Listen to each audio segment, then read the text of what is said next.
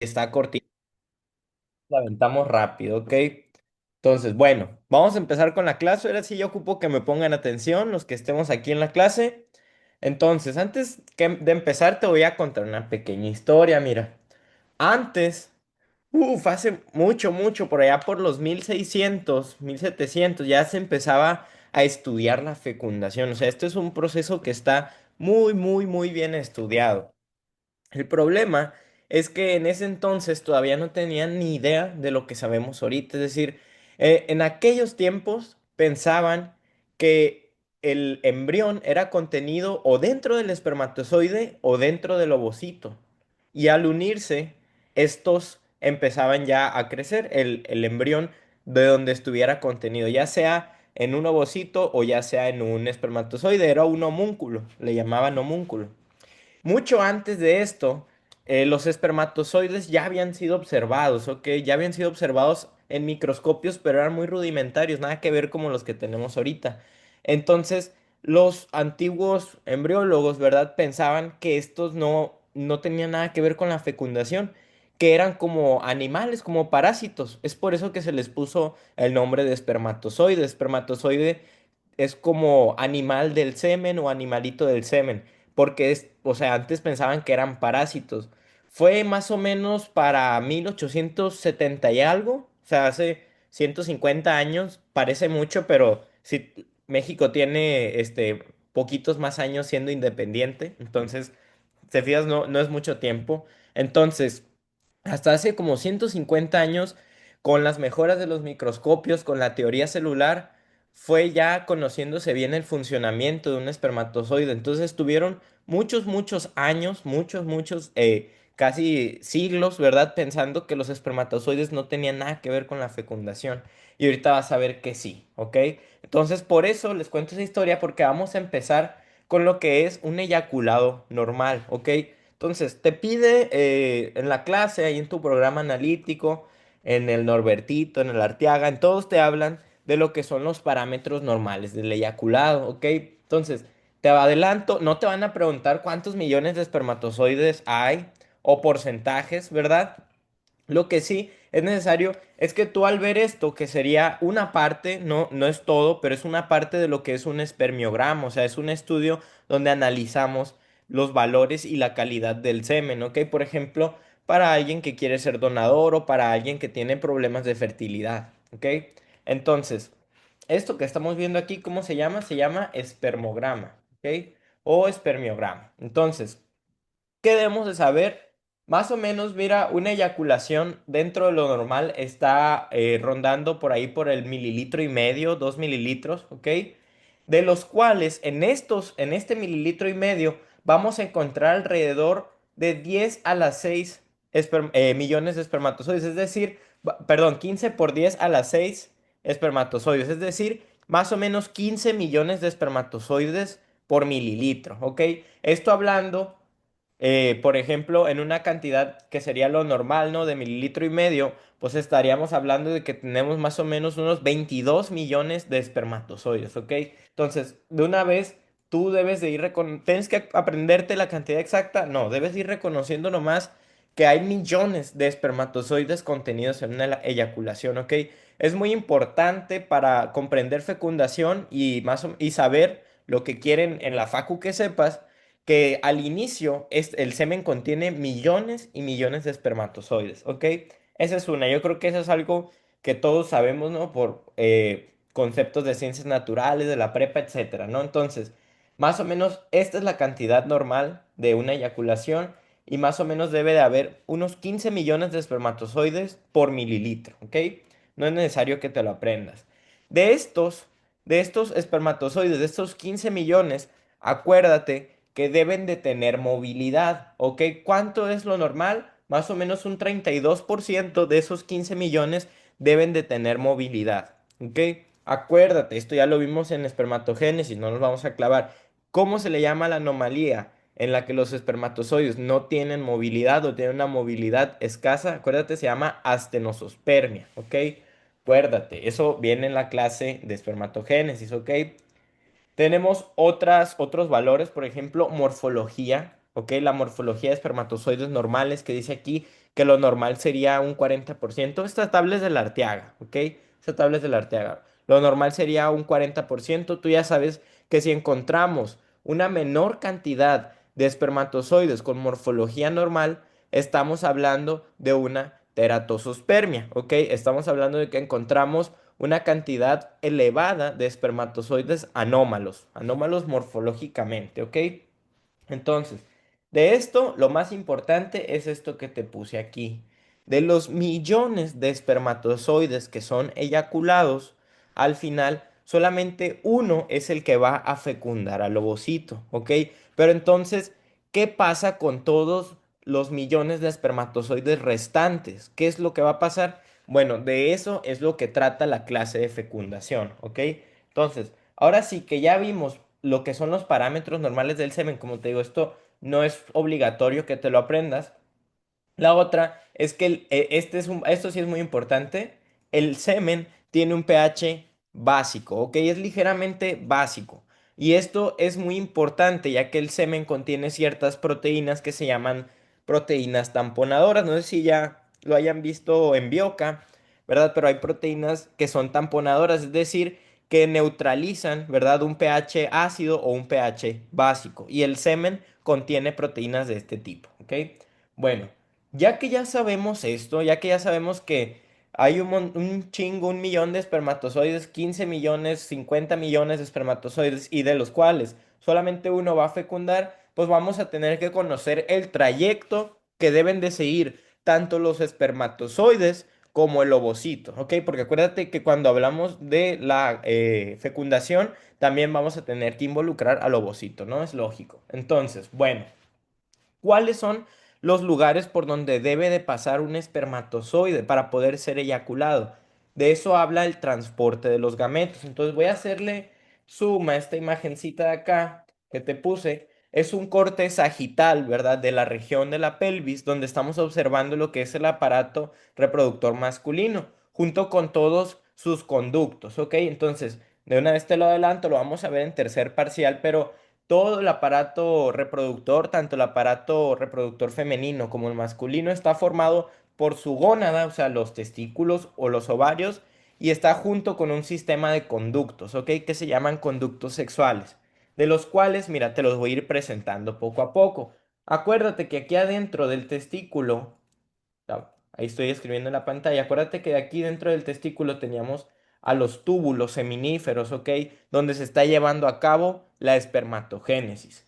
Posteriormente, ya ese espermatozoide ha logrado madurar y se desprende hacia la luz del túbulo seminífero. Ojo, ese proceso tiene nombre. Cuando el espermatozoide ya sale hacia la luz del túbulo seminífero, el proceso se llama espermiación, ¿ok? No espermiogénesis, acuérdate que esos son los cambios morfológicos que lleva, ¿ok?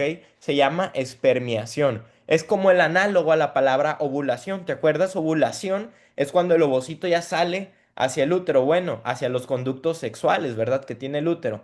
En el espermatozoide pasa lo mismo, cuando ya sale hacia conducirse por todos estos conductos sexuales, este término se le conoce como espermiación, ¿ok? Entonces, sale el espermatozoide y al primer lugar donde va a llegar es aquí, al epidídimo, ¿ok? Entonces, aquí tú no lo puedes ver, pero el epidídimo es un tubo, ¿ok? Es un tubo que está muy, muy, muy, muy, muy enrollado. Por si ustedes son de nuevo ingreso, ¿verdad? O los que estén repitiendo no lo sabían, acuérdense que la madre naturaleza es muy inteligente y en el cuerpo humano, cuando quiere abarcar mucho, mucho espacio, lo que hace es formar pliegues. Es decir, no es lo mismo que yo tuviera una hoja de papel aquí toda estirada, ¿verdad? A que si la doblo en cachitos, en cachitos, en cachitos, hasta que me queda una hoja así. Sigue siendo la misma superficie, o sea, la misma cantidad de hoja, solamente que ahora ocupa un espacio menor. Y es lo mismo que pasa en la naturaleza, por eso el epidídimo es tan, tan, tan contorneado. En realidad el epidídimo así, de este tamañito, como lo verían en una disección, por ejemplo, el epidídimo llega a medir unos 8 o 9 metros, ¿ok? Entonces es un tubo muy, muy largo que está enrollado sobre sí mismo para poder tener esa forma compacta. ¿Por qué te digo esto? Porque aquí los espermatozoides se van a llevar un tiempo. van a tardar un poquito, unos cuantos días van a estar ahí, quizás semanas, ¿ok? Pero lo que va a estar ocurriendo en el epidídimo, tú ya lo sabes, es la maduración fisiológica del espermatozoide. ¿Tú qué tutorial? Ahí se... No. Oh, No. Ángel, traes el micrófono. Ah, no, Apagado. no, A ver si me no. escucha. Bueno, entonces acuérdense, ya se salió. Acuérdense que en el epidídimo encontramos la maduración fisiológica del espermatozoide. Y acuérdense, ¿qué es lo que ocurre durante esta maduración fisiológica? El espermatozoide va a adquirir movilidad. Pero acuérdense, yo les dije cuando vimos espermatogénesis, hay que grabarlo muy, muy, muy, muy cabrón aquí en la mente. Adquieren movilidad en el epidídimo, pero eso no significa que ya se vayan a empezar a mover, ¿ok?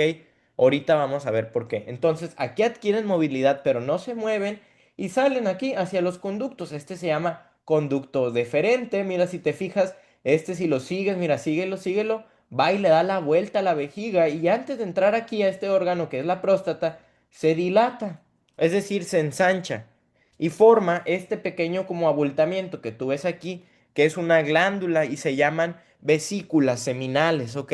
Las vesículas seminales son las que van a poner gran parte del contenido del semen, es decir, de esos mililitros que hay de semen, no todo es espermatozoides, ¿ok? Esos espermatozoides necesitan estar en agua, electrolitos, proteínas tamponadoras que tiene el semen, ¿ok? Fructosa para que se puedan mover los espermatozoides. Entonces, todo esto nos lo va a estar poniendo la vesícula seminal y la próstata, ¿ok? Entonces, llegan aquí hacia lo que es ya la uretra, uretra prostática, ¿ok? Si te fijas, la uretra, que sería este orificio externo, ¿verdad? Y todo este conducto, si te fijas, si lo vas siguiendo, llega hasta acá, hasta la próstata para estar en contacto con la vejiga, ¿ok? Entonces, aquí llegan los espermatozoides y son eyaculados, ¿ok? Posteriormente. Todo este trayecto, todo esto de aquí, es un movimiento pasivo de los espermatozoides, es decir, no están nadando, porque acuérdate que adquirieron movilidad, pero no la empezaron a usar. Todo esto es movimiento pasivo, ya que todos estos conductos están rodeados de músculo, músculo liso, que se contrae de forma parecida a lo que ocurre con la peristalsis en el intestino, ¿verdad? Con la popó. Pasa lo mismo en todo este sistema de conductos, ¿ok? Entonces, bueno, es eyaculado el espermatozoide. ¿Qué pasa con el ovocito? Vamos a ver qué pasa con el ovocito también. Entonces, resulta que aquí ya llegó la ovogénesis y foliculogénesis y alcanzó el estado de folículo maduro o folículo de Graf o folículo preovulatorio. Ocurre la ovulación y tú ya sabes que aquí se queda una parte de ese folículo formando el cuerpo lúteo y otra es ovulada, es decir, es expulsado el ovocito, ¿ok? De ese folículo junto con la corona radiada. Acuérdate que viene de células del cúmulo óforo. Y ese ovocito también necesita ser transportado. A diferencia del espermatozoide, el ovocito no tiene cola, no tiene quien lo transporte. Ahí te va una premisa muy importante que lo debes de conocer para entender más o menos la condición de los embarazos ectópicos. Resulta que en realidad, ¿ok? Cuando están acomodados así en tu cuerpo, el ovario y lo que es la trompa de falopio no están así completamente pegados, ¿ok? No están así completamente pegados, sino que tienen una ligera separación, ¿ok? ¿Por qué es importante esto? Porque al ser ovulado el ovocito, en realidad no es expulsado directamente hacia la trompa de falopio, sino que es ovulado al espacio que está entre la trompa de falopio y el ovario. ¿Cuál es ese espacio? Es la cavidad abdominal, ¿ok? Todo el abdomen, el mismo lugar donde están tu intestino, tu hígado, tu intestino grueso, tu estómago, etcétera, etcétera. Entonces, ¿por qué te digo esto? Porque si este ovocito que es ovulado para acá no es captado por la trompa de falopio, se puede ir a cualquier parte del abdomen, ¿ok? Y puede ser fecundado e irse, migrar hacia otra parte del abdomen, ¿ok? Y entonces implantarse, y a eso se le conoce como implantación ectópica o más comúnmente como embarazo ectópico, ¿ok? Lo vamos a ver en la siguiente clase que es la de implantación, pero de una vez te adelanto. Entonces, la trompa de falopio, si te fijas aquí en sus extremos, tiene como que unos deditos ¿ok? Estas prolongaciones que parecen como dedos, como en formita de dedos, se llaman fimbrias, ¿ok? Y las fimbrias tienen este movimiento, mira, están haciendo este movimiento como las máquinas esas de peluches que agarran la pinza y agarra el peluche, bueno, las fimbrias están haciendo un movimiento parecido, lo que provoca que el ovocito se ha captado, ¿ok? Y se ha llevado hasta este sitio de aquí. Entonces, la trompa de falopio anatómicamente tiene distintos sitios, ¿ok? Los que más me importan a mí que sepas para esta clase es que contiene estos extremos que se llaman fimbrias y además aquí donde se encuentra esta curvatura es la región de la ampolla, ¿ok? Ampolla de la trompa de falopio, ¿ok? Si te fijas, acuérdate, la trompa de falopio se continúa, ¿ok? Con la cavidad uterina se continúa con el canal vaginal a través de qué? A través del cervix, ¿ok? El cervix es como la puertita para salir del útero y entrar a la vagina o viceversa, para salir de la vagina y entrar al útero. Esto es el cervix, ¿ok? Entonces, ahorita vamos a hablar un poquito más de cada uno de estos. Entonces, el ovocito, si te fijas, sigue un trayecto muy, muy corto. Simplemente es ovulado y llega hasta acá, hasta la ampolla. El espermatozoide, una vez que es eyaculado, necesita pasar por lo que es el canal vaginal, por el cérvix, por la cavidad uterina y navegar todo esto hasta llegar a la ampolla, ¿ok? Es muy, muy importante que conozcas eso. ¿Por qué? Porque ahora sí vamos a ver qué barreras necesita pasar un espermatozoide para poder fecundar. ¿Por qué tenemos que ver las barreras? Déjame le hago un poquito más de zoom. Ahí está. Resulta que, como te decía, van a eyacularse millones de espermatozoides, pero solamente uno va a fecundar. Y te decía que la clase trata de qué es lo que pasa con los demás espermatozoides. Pues ahí te va. Todas estas barreras fisiológicas no necesariamente tienen que ser una barrera como tal, como un muro, ¿ok? Vamos a ver que algunas sí funcionan así. Vamos a ver qué onda con estas barreras fisiológicas. Aquí te puse para que anotes, ¿ok? Entonces, ahorita te voy a ir diciendo, conforme vayamos con la clase, qué es lo que le vas a ir anotando. Entonces, dijimos, al ser eyaculado un espermatozoide, déjame, lo pongo aquí, tiene que pasar hacia acá, hacia el canal vaginal, ¿ok?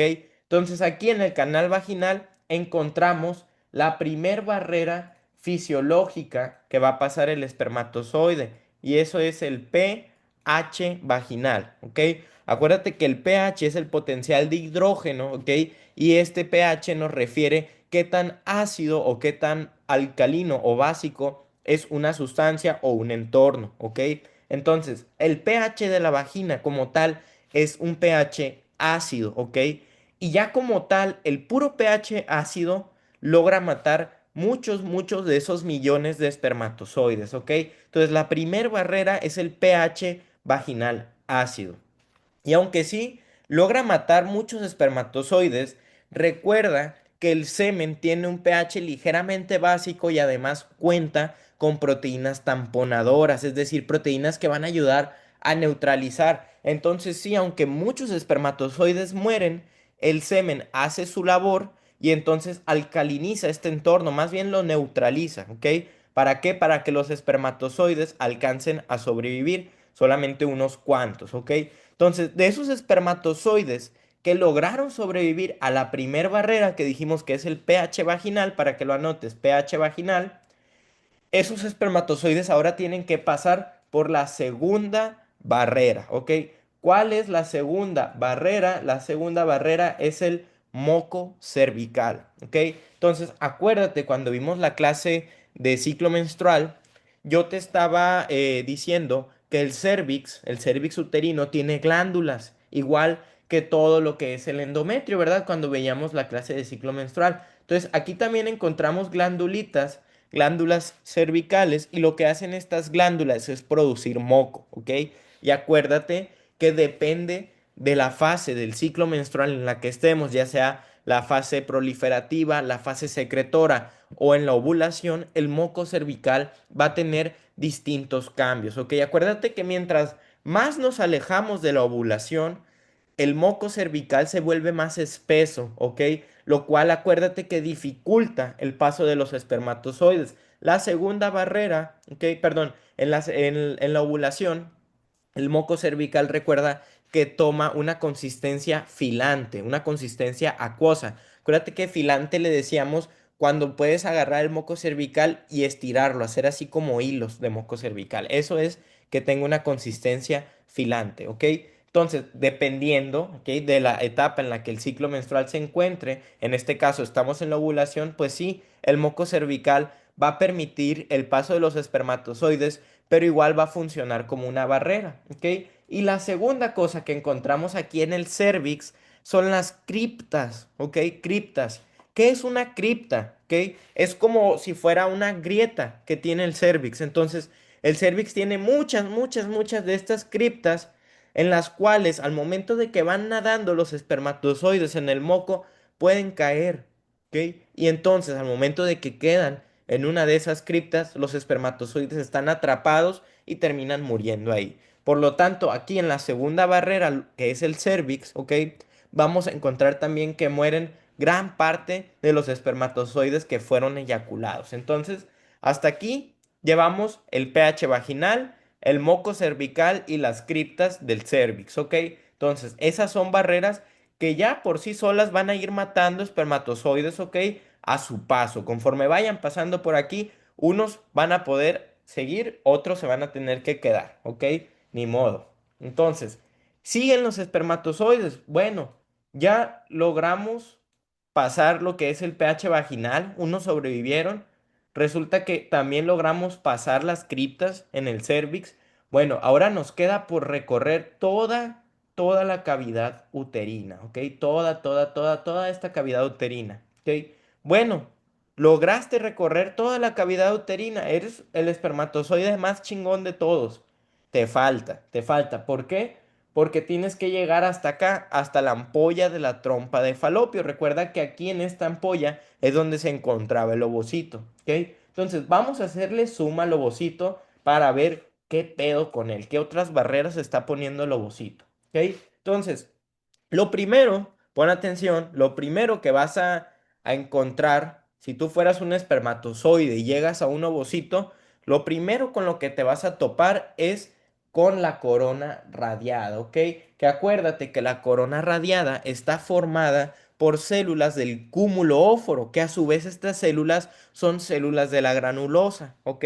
Entonces, todas estas células del cúmulo óforo que formaron a la corona radiada están por sí solas impidiendo el paso de los espermatozoides. Además, que toda la corona radiada está inmersa en una matriz extracelular.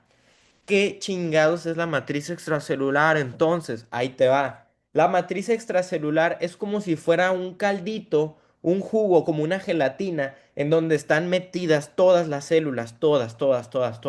En este caso, la matriz extracelular que está formando a la corona radiada es una matriz que es rica en ácido hialurónico, ¿ok? A lo mejor las mujeres ya han escuchado hablar del ácido hialurónico, ya que últimamente se utiliza en procedimientos estéticos, ¿ok? Es el mismo ácido hialurónico. De hecho, se utiliza pues para los labios, para también ciertas arrugas, he visto incluso para la nariz, para darle más forma a la nariz, ¿ok? Pero bueno, entonces el ácido hialurónico, por esa misma propiedad que tiene de ser como una tipo gelatina, ¿ok? Que es rígido, ¿ok?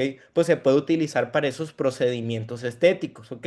Entonces, la corona radiada es rica en ácido hialurónico, ¿ok? ¿Cuál? Su matriz extracelular. Entonces, la tercera barrera es la corona radiada, ¿ok? Apúntalo, corona radiada, ¿ok?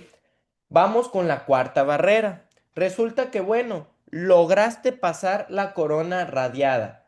¿Qué es lo siguiente con lo que te vas a topar? Aquí está el número 4. Es esta membrana de color azul clarito que vemos aquí. Esta ya la conoces porque la vimos en la clase de ovogénesis, ¿ok? Estamos hablando de la zona pelúcida. Acuérdate, dato que no te puedo olvidar, porque ya te lo dije en ovogénesis, se empieza a sintetizar desde el folículo primario, ¿ok? Y todavía aquí, durante la ovulación, que ya cuando el ovocito fue expulsado del ovario, todavía cuenta con su zona pelúcida. Entonces, llegas atraviesas la corona radiada y todavía te queda la zona pelúcida, ¿ok? Esa es la cuarta barrera, la zona pelúcida. ¿Cuál es la quinta barrera? Si te fijas, aquí entre lo que es la zona pelúcida y la membrana del ovocito, ¿ok? Zona pelúcida es esta azul, membrana del ovocito es esta que se ve un rosita más oscuro. Entre estas dos estructuras hay un espacio, que es todo esto de acá. Este espacio, acuérdate que se llama espacio perivitelino, ¿ok? Y el espacio perivitelino recuerda que es un espacio virtual, ¿ok? Ahorita más adelante vamos a meternos un poquito más con él. Entonces acuérdate, la quinta barrera, entre comillas, ¿verdad? Porque es otro espacio o otro lugar por donde deben de pasar los espermatozoides, es el espacio perivitelino, ¿ok? Y ya por último, lo último que debe de atravesar un espermatozoide para poder fecundar a este ovocito secundario es la membrana del ovocito, ¿ok? Que es esta que está marcada aquí, ¿ok? Entonces, acuérdate, todas estas son los lugares por donde debe de atravesar el espermatozoide para poder llegar a fecundar al ovocito. Y algo que les gusta mucho preguntar es no ponerte, ¿verdad?, al ovocito, sino que te van a poner distintas de estos números, sobre todo del 3 al 6, ¿ok? Y te van a preguntar, oye, de externo a interno, ¿cuáles son las barreras que debe de atravesar el espermatozoide? Ah, bueno, de externo a interno es la corona radiada, zona pelúcida, espacio perivitelino y por último la membrana del ovocito, ¿ok? Por eso debes de conocer todos. Hasta aquí todo bien, ya le apuntaron los nombres, ¿todo bien? Vamos a seguir. ¿Todo bien? Sí, no, tal vez. ¿Quién sabe? ¿Estoy dormido? ¿Alguien que conteste? Muy bien. Entonces, bueno, ya vimos qué es lo que debe de pasar el espermatozoide. Qué bueno que todo bien, muy bien.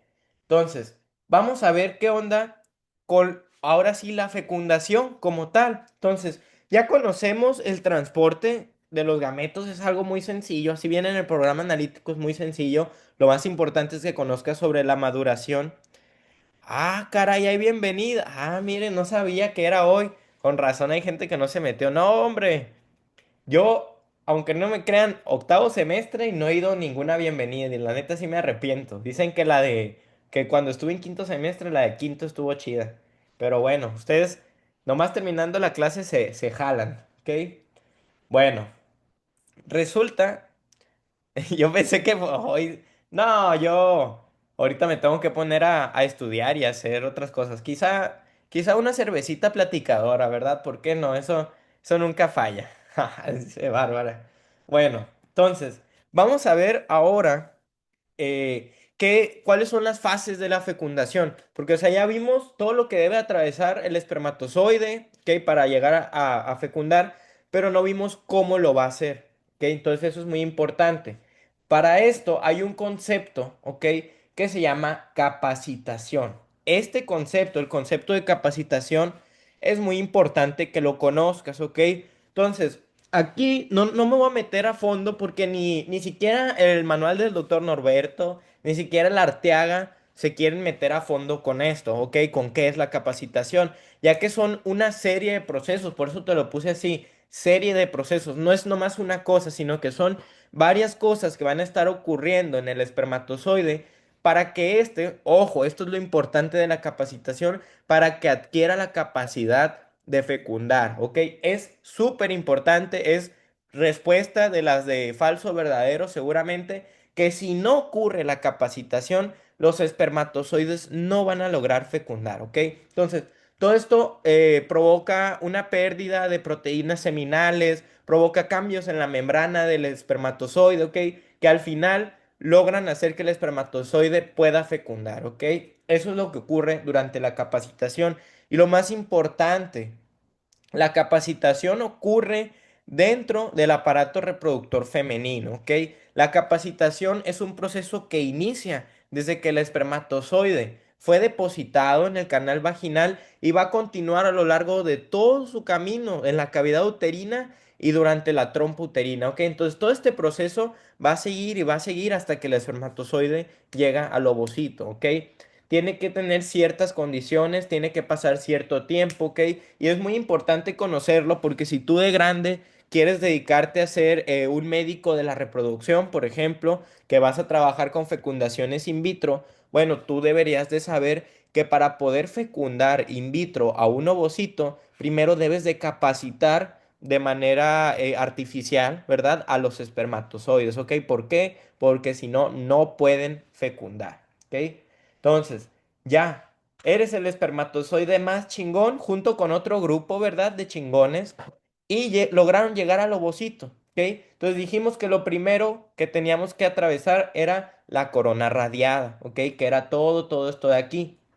Entonces, antes de meterme con eso, si tú te acuerdas de espermatogénesis, el espermatozoide tiene también una organización especial como célula, o sea, sus organelos, lo que son como los órganos de una célula, pues entonces cambian su forma y uno de ellos, el aparato de Golgi, se convierte en el acrosoma, que es todo esto de rosa que ves aquí. Entonces, el acrosoma tiene una membrana acrosómica externa por fuera y una membrana acrosómica interna, mira, por dentro, en contacto con el núcleo. Es importante que conozcas de la membrana acrosómica interna que contiene bueno, contiene muchas enzimas, ¿ok? No voy a poner a nombrarlas todas porque ni me las sé todas las que tiene, ni son tan estudiadas o tan importantes para este curso, o sea, para el curso de la Facu, no el mío, ¿verdad? Entonces, ¿qué es lo ¿cuáles son las tres más importantes que esas sí te las debes de saber? Son la hialuronidasa, la acrosina y la tripsina, ¿ok? Seguramente ya escuchaste la mnemotecnia HAT, ¿ok? Que es HAT como hat de sombrero en inglés, entonces hace alusión a que el acrosoma es como un sombrerito del espermatozoide, entonces tenemos la hialuronidasa, la acrosina y la tripsina, ¿ok? Estas tres enzimas tienen la característica de ser enzimas líticas, ¿ok? No sé si ya vieron el tema de enzimas, pero algo que es lítico, que se refiere a algo que rompe. Lisis es romper, algo que destruye. Entonces las enzimas líticas son enzimas que destruyen. Entonces, acuérdate que las enzimas tienen el nombre muy fácil, ¿no? Si la enzima destruye colesterol, pues se llama colesterolasa. Si la enzima destruye ácido hialurónico, pues se llama hialuronidasa. ¿Ok? Entonces, por esto te las estoy mencionando. ¿Te acuerdas de qué estaba formada la matriz extracelular de la corona radiada? De ácido hialurónico, ¿no? Entonces, gracias a estas enzimas, a la hialuronidasa, por ejemplo, esta matriz extracelular se debilita y junto con el movimiento flagelar de los espermatozoides, que ya se están moviendo porque ya han sido capacitados, ahora sí, como ya tienen la capacitación, ya se pueden mover. Acuérdate que dijimos que en el espermatozoide adquieren movilidad, pero no se movían. Bueno, una vez que son capacitados, ya tienen la capacidad, válgame la redundancia, de hacer este movimiento flagelar que tiene el espermatozoide, es decir, así, ¡juata! ¡Juata! Como un flagelo, ¿no? Si no saben qué es un flagelo, pues un flagelo es un látigo con una punta así más pesada, como navajas o cosas así. Y con eso les pegaban antes a la gente, así, ¡guau! ¡Guata! Bueno, ese es un flagelo. Y el espermatozoide hace ese movimiento, el movimiento flagelar. ¿Para qué me sirve que el espermatozoide se mueva así? Pues resulta que junto con la debilidad de la matriz extracelular, que sería todo este espacio como que rosa más oscuro, pues junto con esta debilidad y su movimiento, literalmente va a ir barriendo a todas las células de la granulosa que están formando a la corona radiada. Claro, esto no lo está haciendo solo, ¿verdad? Si te fijas, hay más espermatozoides que logran llegar hasta este punto. Pero ojo, nomás uno es el que va a fecundar. Entonces, aquí ya rompimos un mito, ¿no? El mito de que fuiste el espermatozoide más rápido. Siento decírtelo, no lo fuiste, no lo fui, no lo somos nadie de aquí, somos el espermatozoide más rápido. Lo que sí fuimos y somos es el espermatozoide más capaz, ¿ok? Porque de todos estos, solamente el más capaz, el que esté más chingón, más cabrón para fecundar es el que lo va a lograr hacer. Por lo tanto, digamos que este espermatozoide logró chingarse a la zona, perdón, a la corona radiada, ¿ok? Es el que logró llegar primero hasta acá, hasta la zona pelúcida. ¿Qué es lo que va a ocurrir con este cabrón para que pueda llegar a fecundar? Bueno, vamos a ver. Resulta que el espermatozoide en sus membranas, todas las células, más bien todas las células, no nomás el espermatozoide, todas las células tienen proteínas en su membrana, ¿ok? Que les sirven como ligandos. ¿Qué es un ligando? Pues por ejemplo, si yo soy un receptor para controles de aires acondicionados, o sea, yo recibo controles de aires, bueno, esta madre, el control del aire, es mi ligando, ¿ok? Entonces yo soy un receptor y mira, ya está, receptor con ligando. Bueno, resulta que en la zona pelúcida encontramos una proteína muy especial, ¿ok? La zona pelúcida se llama así, no porque a alguien se le haya ocurrido, a lo mejor estaban apostando, ¿no? Jugando cartas y dijeron, no, yo apuesto que se llame zona pelúcida. No, no se llama así por eso. Al rato te mando una foto. Resulta que la zona pelúcida, cuando tú la ves con un microscopio especial, se ve así como si tuviera muchos pelitos, literal, así. Por eso se llama zona pelúcida. ¿Y estos pelitos qué son? Resulta que yo ya llevo, no sé, como unas 20 veces que dije resulta, ahí discúlpeme por la muletilla, pero entonces, la zona pelúcida está formada por glucoproteínas, ¿ok? No te chifles, no pasa nada si no le entiendes todavía qué es una glucoproteína, lo vas a ver en bioca, ¿ok? Pero son proteínas que tienen una función sobre todo estructural, o sea, de estructura, dar soporte, ¿ok? Entonces, la zona pelúcida tiene varias proteínas, de las cuales se llaman proteínas de zona, ¿ok? En inglés zone protein, ¿no? Entonces, las proteínas de zona, que en inglés es al revés, ¿no? Zone protein, pues se abrevian como ZP. Entonces, a las proteínas de zona número uno, pues le llamamos ZP1. A la proteína de zona número 2, ZP2. A la 3, ZP3. Y a la 4, ZP4. ¿Ok? Son varias proteínas, varían entre las especies, ¿ok?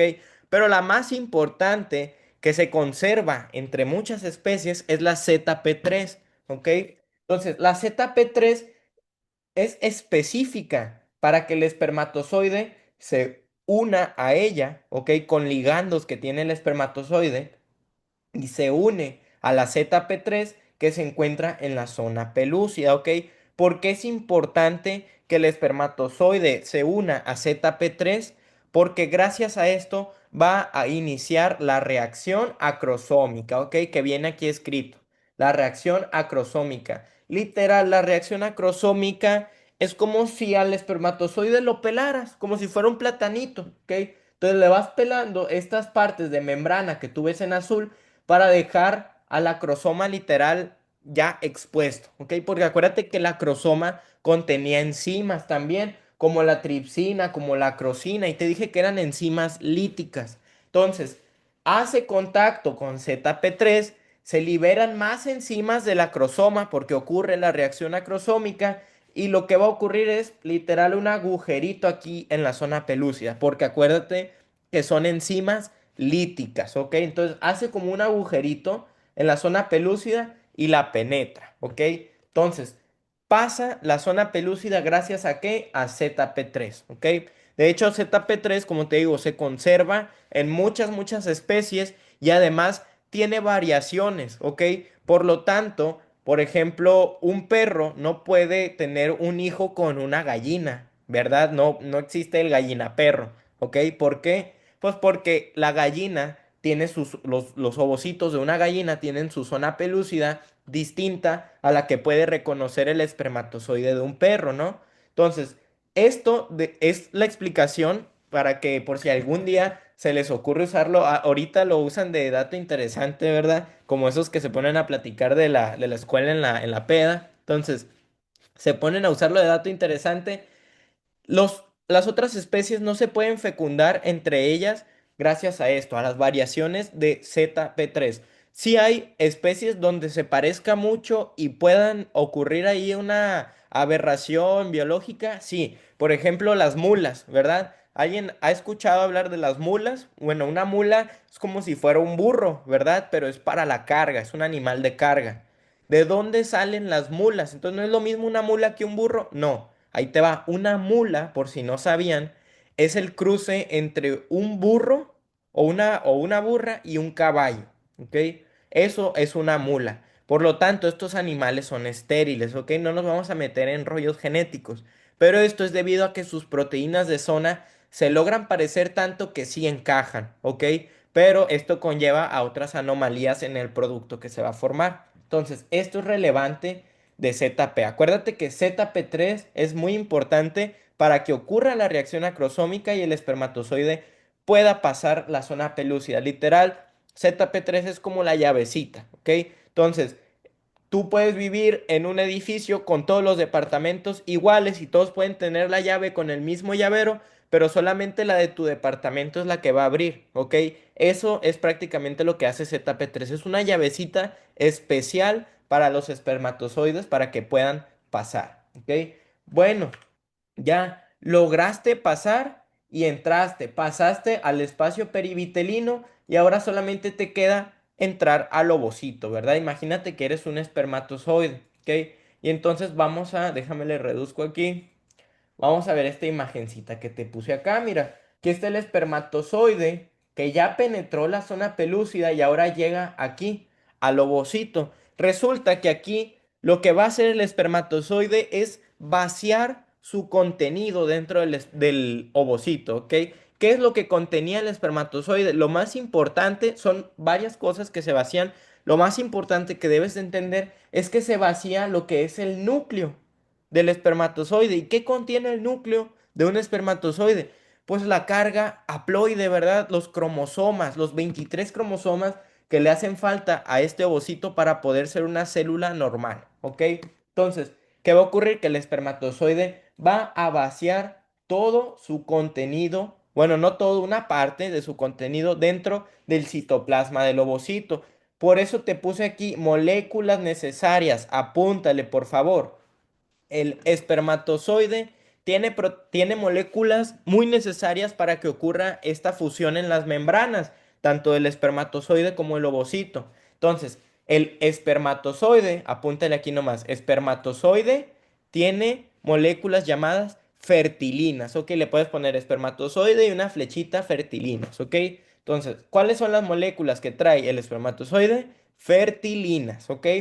¿Cuáles son las moléculas que involucran al ovocito para esta fusión de las membranas? Es, Se llaman integrinas, ¿ok? Son moléculas que se utilizan también para otros procesos, por ejemplo, para la inflamación, ¿ok? Pero en este caso, las integrinas, la función que tienen es fusionarse con lo que son las fertilinas del espermatozoide para poder entonces que el espermatozoide vacíe su contenido al citoplasma del ovocito. Acuérdate, espermatozoide, fertilinas, ovocito, integrinas. Preguntota, examen. Una de las dos te la van a preguntar. Bueno, acuérdate, resulta y resalta, ¿ok? Que si no te acuerdas, ves el ovocito, cuando es ovulado, es un ovocito secundario que ya entró a la meiosis 2, ¿ok? Pero se quedó detenido en la metafase 2, ¿verdad? Y yo te había dicho en ciclo menstrual, también te lo dije en ovogénesis, la meiosis 2 se reanuda ¿hasta cuándo? Hasta que espermatozoide, perdón, fecunda al ovocito. En este momento en el que el espermatozoide ya fecundó al ovocito, entonces el ovocito secundario reanuda su meiosis, la termina, libera al segundo cuerpo polar y entonces ya no se llama ovocito secundario, ¿verdad? Se llama óvulo, ¿ok? Se llama óvulo, acuérdense. ¿Hasta cuándo? Hasta que es fecundado. Entonces, en este momento, el óvulo ya recibió lo que es el núcleo del espermatozoide y aparte ya tiene su núcleo haploide, porque ya llevó a cabo la meiosis 2, ¿verdad? Ya tiene 23 cromosomas simples también. A estos dos núcleos, cuando los observamos aquí en el citoplasma de ese óvulo, les llamamos pronúcleos, ¿ok? Entonces aquí estaría un pronúcleo masculino y aquí estaría un pronúcleo femenino. ¿Los puedo distinguir como tal en el microscopio? No. ¿Por qué te digo esto? Porque viene una imagen de una fase de pronúcleo. No puedo distinguir cuál es el masculino y cuál es el femenino. La única forma sería literalmente haciendo un cariotipo, que es un estudio donde nosotros observamos los cromosomas y pues sería observar si hay un cromosoma X o un cromosoma Y, ¿verdad? Para saber si es si es el pronúcleo femenino o el pronúcleo masculino, ¿ok? Y aquí quiero meterme en otro concepto. Bueno, no, mejor lo vamos a ver en cigoto. Por mientras, hay dos pronúcleos, ¿ok? Cada uno de estos no se llaman núcleos, se llaman pronúcleos. Y acuérdate, preguntota de examen, te señalan un pronúcleo y te dicen, ¿qué carga cromosómica tiene? Acuérdate, tienen una carga 1N, 1C, es decir, que son haploides y que además tienen cromosomas simples, ¿ok? Entonces, ya ocurrió lo que es la fase de pronúcleos. ¿Qué es lo que sigue? Sigue la unión de estos dos pronúcleos para formar ahora un solo núcleo. Acuérdate, cada pronúcleo es haploide, por lo tanto, al fusionarlos, al juntarlos, al sumarlos, vamos a obtener un solo núcleo, pero que ahora es diploide, ¿verdad? O sea, ya tiene su carga cromosómica normal como la especie humana. Entonces, al momento de que se juntan los dos pronúcleos y forman un solo núcleo, perdón, diploide, se le llama anfimixis, ¿ok? Entonces, la anfimixis es el proceso de fusión de ambos pronúcleos, ¿ok? Es muy importante conocer esto de la anfimixis porque entonces, ahora que ya se nos ha formado lo que es un núcleo, voy poniendo la otra imagen esta de cigoto. Ahora que se nos ha formado un núcleo que es diploide, que ya tiene su carga cromosómica entera, entonces ya no le vamos a llamar óvulo, ¿verdad? O sea, un ovocito que ya fue fecundado. Entonces, ya no es un ovocito, ya no es un óvulo. Ahora que ya tenemos un solo núcleo diploide, ya no estamos hablando de óvulos, estamos hablando de un cigoto, ¿ok? El cigoto es la célula resultante de la fusión de ambos pronúcleos. Antes del cigoto estuvo el óvulo y antes del óvulo estuvo el ovocito secundario, ¿ok? Acuérdate de eso. Más o menos 24 a 36 horas después de que haya ocurrido la fecundación es cuando ya se llevó a cabo la anfimixis y cuando ya tenemos como tal a lo que es el cigoto, ¿ok? Cosas que debo de saber del cigoto para la clase que sigue, la que es de primeros estadios, que el cigoto es totipotente, ¿ok? Es una célula que es totipotente. Si no te acuerdas qué es la totipotencia, acuérdate que eso es de las primeras clases, se refiere a la capacidad que tiene la célula para formar distintos tejidos. En el caso del cigoto, al ser totipotente, quiere decir que puede formar cualquier tejido del cuerpo. O sea, el cigoto, al ser una célula madre totipotente, tú teóricamente podrías inducirlo, ¿verdad? A que se diferencie. Estoy metiendo conceptos así bien acá de los de las primeras clases, ¿ok? El cigoto puedes inducirlo, ¿verdad? A que se diferencie. ¿En qué? Pues en células del ojo, en células del hígado, en células de los dientes, en células de los huesos, en células de lo que sea, de los pelos del ano, de lo que sea, ¿ok? Puedes hacerlo que sea lo que él quiera hacer. ¿Por qué? Porque es una célula totipotente, ¿ok? Entonces, ¿qué otra cosa es importante conocer del cigoto? Que aquí en esta etapa ya se determinó el sexo cromosómico del embrión, ¿ok? Entonces nosotros como humanos nos vamos a meter en géneros, ¿ok? Estoy hablando de sexos. Los humanos tenemos dos sexos, ¿verdad? Sexo femenino o masculino, de los cuales tú los puedes dividir, ¿ok?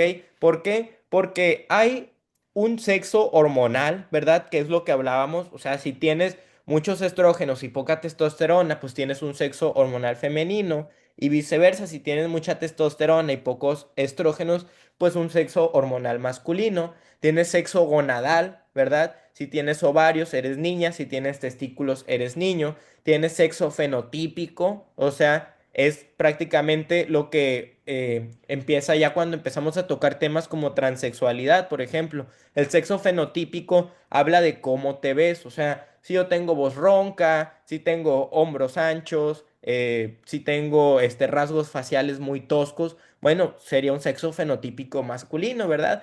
Y diferente, si tienes mamas, caderas anchas, una voz más fina, rasgos faciales más finos, pues estamos hablando de que tienes un sexo fenotípico femenino, ¿verdad? Entonces, el sexo cromosómico, ¿a qué se refiere? se refiere a si tienes cromosomas XX, o sea, más femenino, o si tienes cromosomas XY, o sea, masculino. ¿Por qué te digo que se define aquí el sexo cromosómico del embrión?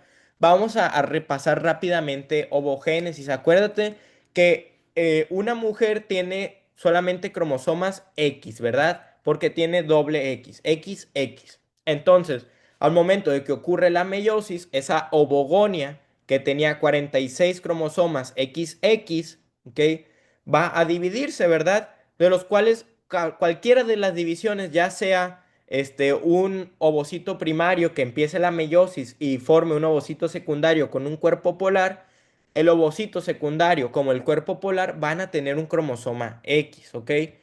Lo mismo pasa si ese ovocito secundario reanuda su meiosis porque es fecundado, forma un óvulo y un segundo cuerpo polar, pues el óvulo va a tener un cromosoma X y el cuerpo polar igual, cromosoma X, ¿ok?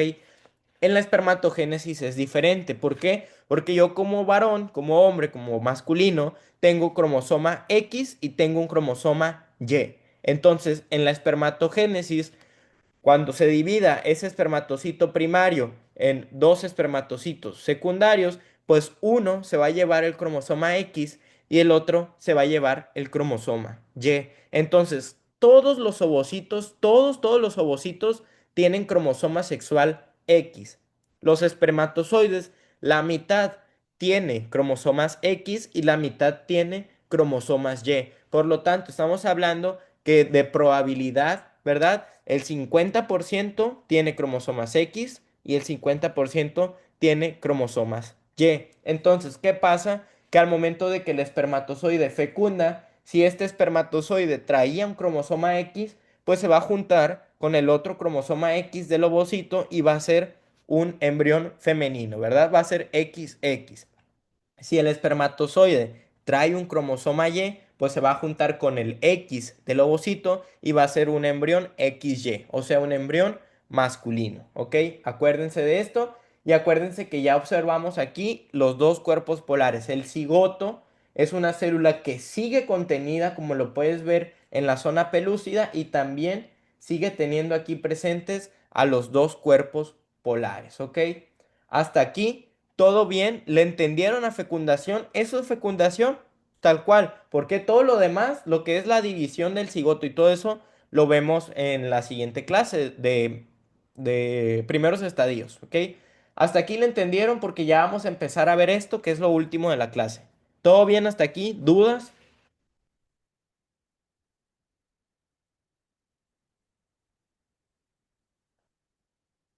De que era que no, todo bien, todo bien. Si le están entendiendo, qué bueno. Entonces, cuando nosotros veíamos esta imagen, ¿verdad? De los espermatozoides llegando aquí a la corona radiada, pues yo les decía que son varios, ¿verdad? No es solamente un espermatozoide. Y de los cuales también varios, ya cuando una vez que ha sido fecundado este ovocito, varios van a intentar seguirlo fecundando, ¿ok? Porque esta es la naturaleza del espermatozoide, irlo a fecundar. ¿Qué va a ocurrir? Que el ovocito tiene tres mecanismos para evitar esto. ¿Cómo se llama cuando más de un espermatozoide fecunda un ovocito? Esto se llama poliespermia, ¿ok?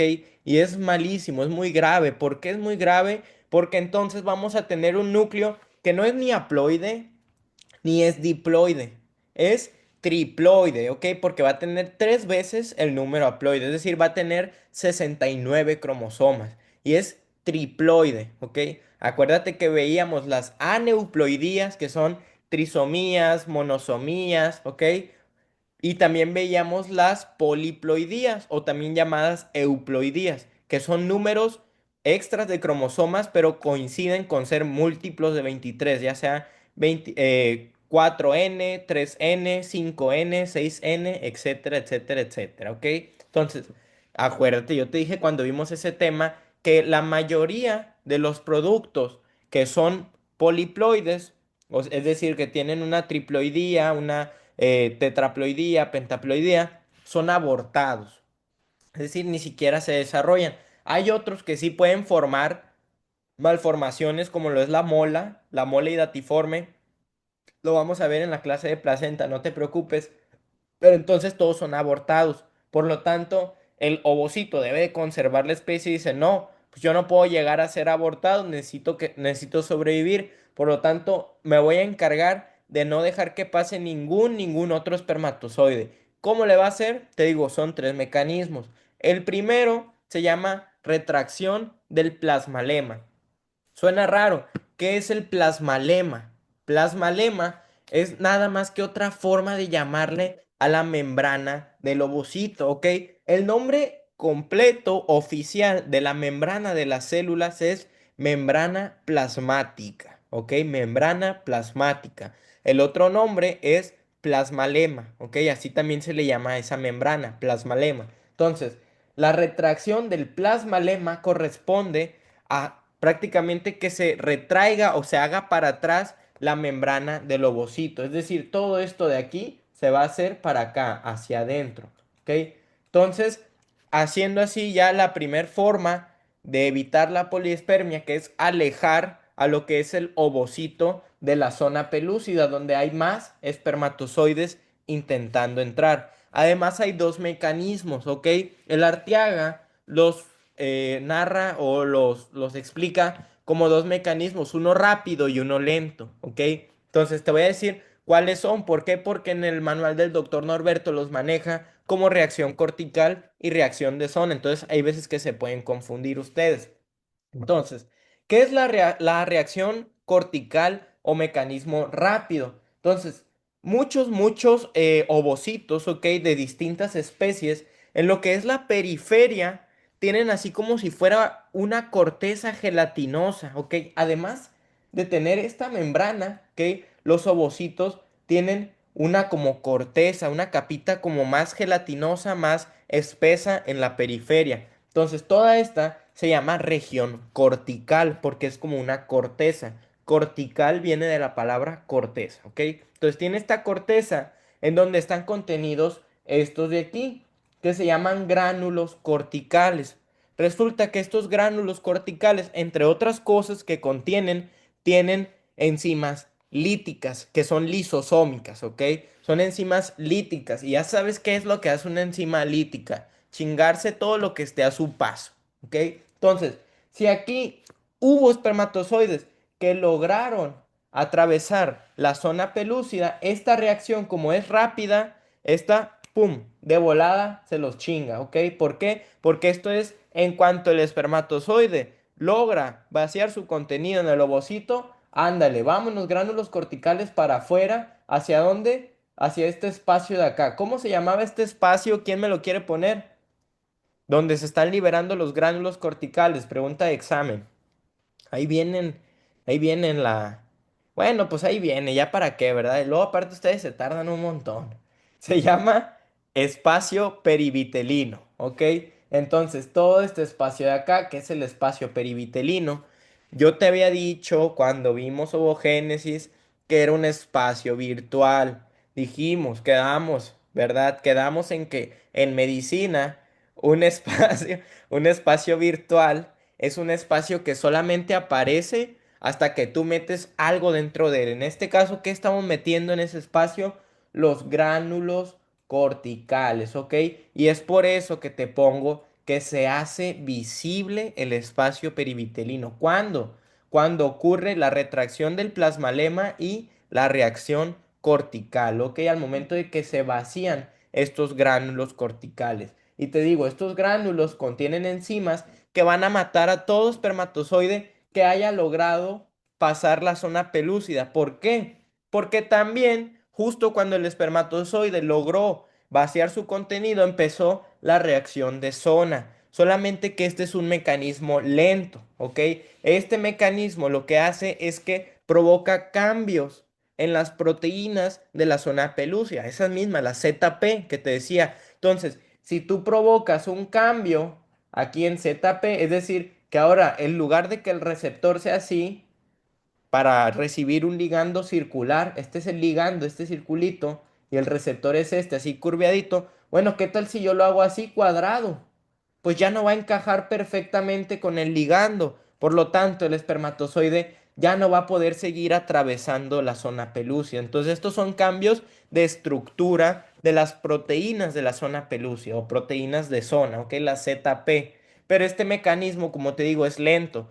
Por eso, aunque los dos ocurren al mismo tiempo, uno tarda más la reacción de zona, el cambio en la zona pelúcida. Entonces, en lo que se está llevando a cabo esto, hay espermatozoides que aún lograron pasar, pero no te preocupes, para eso teníamos la reacción rápida, ¿ok? La cual ya dejó gránulos corticales. Entonces, en lo que cambia la zona pelúcida y siguen pasando espermatozoides, aquí están los gránulos corticales para deshacerlos, para chingárselos. ¿Ok? Se entiende, los mecanismos para evitar la poliespermia están muy fáciles, ¿ok? Te preguntan, te ponen a describir cuál es la reacción cortical o cuál es la reacción de zona, tal cual, ¿ok? Y si te preguntan de la retracción del plasmalema, lo más común que te pregunten es esto, que se hace visible el espacio perivitelino, ¿ok? Dudas que tengan, ya terminamos la clase, les digo, está bien corta y está bien sencilla. ¿Dudas? Keira, Bárbara, Rob, Salgueros, ya para que se vayan a la bienvenida. Todo perfecto, dice Keira, qué bueno. Déjenme les termino de compartir pantalla. Ok, ya me estoy viendo ahí. Muy bien. Qué bueno que todo les quedó claro. Espero que les haya gustado la clase. Y pues ya toca dormir. No, hombre, bien temprano, ni que tuviera 50, 60 años. No, bueno, está bien, pues. Cuídense mucho. Éxito ahí en la bienvenida o no sé a dónde vayan a ir. Y bueno, cualquier cosa, ahí estamos en contacto en el grupo. E igual, cualquier duda, ahí pueden mandar mensaje al grupo por privado, ya se la saben, ¿eh? Cuídense mucho. Adiós. Bye, bye. No me digan doctor, soy su compañero, todavía estoy en octavo. Digan, me pueden decir como quieran, Neto, Ernesto, puñetas, lo que sea. Todavía no me chiflo para que me pongan doctor. Somos compañeros todos. Somos compañeros. Bye.